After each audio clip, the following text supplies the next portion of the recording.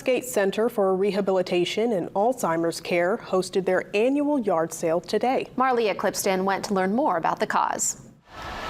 It's significant because it's the longest day of the year, and the Alzheimer's Association says on the longest day we fight.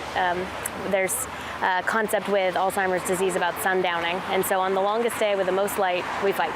All the items at the yard sale were donated by community members. It gets the community involved. They're able to donate belongings that they have in the home and bring it to the event and feel part of our fundraising event. In addition to shopping, there was face painting, free ice cream, and the Anna Schreiner clowns. We have a little bit of everything, knickknacks, plates. We have a shark vacuum cleaner somebody donated. We also have a raffles going on. Home Depot was kind enough to donate a mini chainsaw. Somebody donated a painting from an artist in Ellsworth. We also have gift cards from BJ's in Hannaford. So a little bit of everything for somebody. Shoppers could pick the price to donate to take whatever they wanted.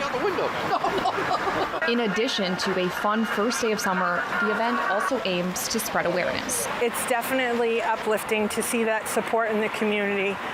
We deal with the dementia diagnosis and Alzheimer's diagnosis here at Westgate on a daily basis. So bringing attention to that on behalf of our residents is the utmost importance. It's important that we continue to raise awareness and fight for those that are affected. Marlia Clipston, WABI TV5 News, Bangor.